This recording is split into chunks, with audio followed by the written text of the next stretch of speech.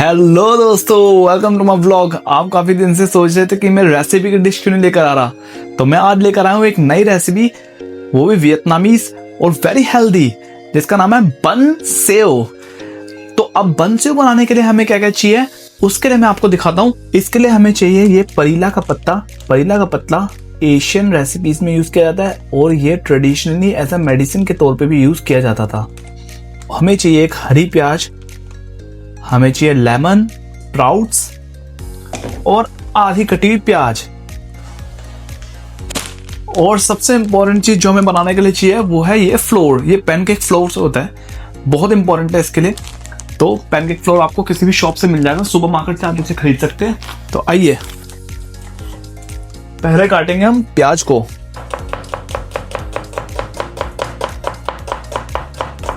दूसरा ये हरी प्याज का पत्ता, छोड़ना कुछ नहीं है। आपको ऐसी रेसिपी बता दूंगा कि आपकी मौज आ जाएगी।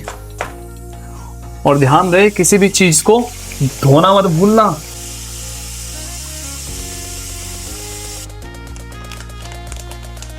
और इसमें डालनी है थोड़ी सी हल्दी। ओके दोस्तों, तो फिर अब टाइम है इसको गूंदने का। और हम भारतीय गूंदने में उस्ताद है, क्योंकि बचपन से रोटी खा रहे हैं। इसमें पैनकेक फ्लोर है, थोड़ी सी हल्दी है 1 टीस्पून, जैसा आपको मैंने वीडियो में दिखाया है। अब टाइम है इसे गूंदने का, अच्छे से गूंदना है। गूंदने के बाद मैं आपको दिखाऊंगा किस तरीके से रेडी हुआ है। पानी डाल के इसे अच्छे से हिला लेना है। अब टाइम है अंडों को इसमें डालने का। मैं 1 अंडा यूज कर रहा हूँ, क्योंकि मैं 1 पर्सन के हिसाब से बना रहा हूँ। अगर आप इसे इसमें 2 भी डाल सकते हो, 3 भी डाल सकते हो। और जो लोग अंडा यूज नहीं करना चाहते, शाकाहारी है, वो बिना अंडे के बना सकते हो। पर बनने के बाद ये उतना क्रिस्पी नहीं बनेगा जो कि अंडा डालने के बाद बनेगा। पर वेजिटेरियन के पास ऑप्शन है कि वो विदाउट अंडे के भी बना सकते हैं। तो चलिए टाइम है अंडे को इसमें डालने का।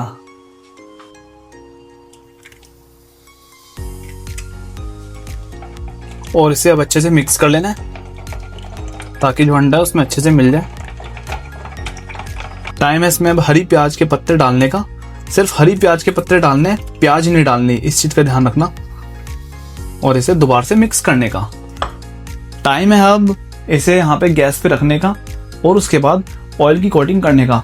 ऑयल पूरा नहीं डालना, ऑयल इस तरह नहीं डालना जितने में हम सब्जी कुक करते हैं, इसलिए मैंने स्प्रे रखा हुआ है। बस एक कोटिंग करनी है। तो ये अभी गर्म हो चुका है। अब हमारा जो बना हुआ आइटम है हम इसके अंदर डालेंगे। इसका नाम बन सेव क्यों रखा है? बन सेव इसका नाम इसलिए रखा है क्योंकि जब हम इसे इसमें डालेंगे तो इसमें से स की आवाज आती है, तो इसलिए इसे बन सेव कहते हैं वियतनामीज में। हिंदी में क्या कहते हैं मुझे नहीं पता, क्योंकि ये वियतनामीज रेसिपी है। चलिए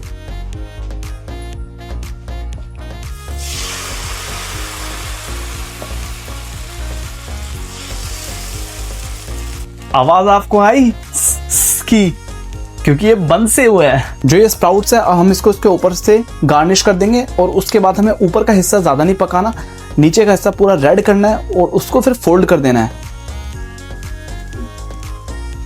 अब इसके बाद इसमें डालनी है प्याज। जब तक ये प्रिपेयर हो रहा है, तो अब टाइम है सॉस को रेडी करने का। तो जो सॉस है उसका नाम है सोया सॉस। हम सोया सॉस के लिए लेंगे लहसुन, 2 प्याज, शुगर और सोया सॉस। उसको अच्छे से इसमें कूटेंगे और एक बहुत टेस्टी सॉस रेडी करेंगे। हम उसके अंदर लेमन भी मिक्स करेंगे ताकि उसका टेस्ट निखर कर आए।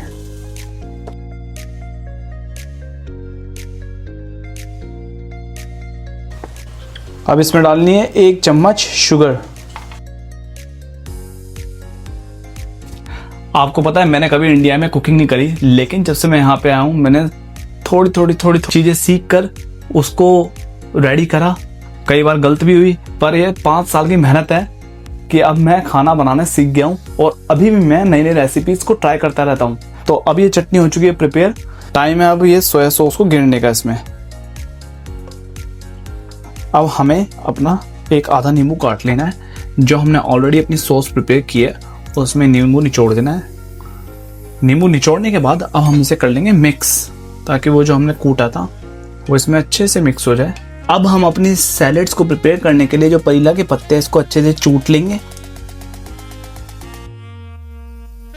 जैसे हम परीला के इस टाइम पत्ते चूट रहे हैं, अगर आपके पास खीरा है तो आप खीरे को भी काट के इसमें डाल सकते हैं। आप इसमें काफ़ी सारी डेकोरेशन कर सकते हैं। आप जितने क्रिएटिव है, क्रिएटिविटी से आप अपनी सैलड को प्रिपेयर कर सकते हैं। तो आपने कर दिया है, मैंने आपको जैसा बताया था, ऊपर से ज़्यादा पका हुआ नहीं होना चाहिए, सिर्फ नीचे से थोड़ा रेडिश होना चाहिए। अब हमें सिर्फ इसे ऐसे फोल्ड करना है एंड ये हमारा प्रिपेयर हो चुका है।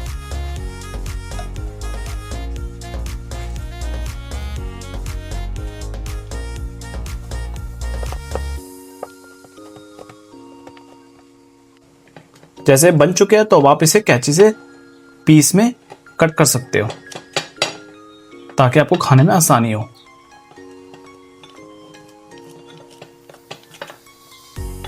तो दोस्तों फाइनली अभी ये रेडी है। इसको खाने के दो तरीके हैं, या तो आप डायरेक्टली खा सकते हैं, दूसरा तरीका है राइस पेपर को पानी में डिप करो और जब उसके बाद वो सॉफ्ट हो जाए तो उसमें ये जो आपने पीस की कटिंग करी है इसको ऐसे लेके इसे इसमें रेडी करो, जैसे मैंने करा रेडी। अब जैसे ये रेडी हो चुका है, इसमें हमने जो कटिंग करी है अपनी सैलेड की उसे आप इसमें डाल सकते हो। और ये परीला के पत्ते जो कि बहुत हेल्दी होने वाले हैं। और फिर हमें अपने राइस पेपर को ऐसे रोल कर देना है।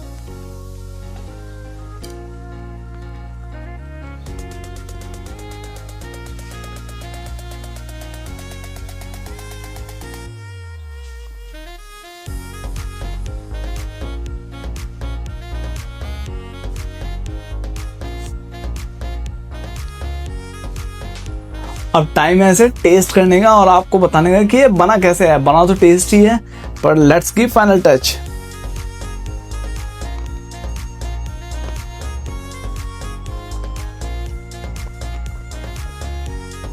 चटनी का बहुत तीखा स्वाद है, पर बहुत मजेदार है जिस हिसाब से मैंने बताया।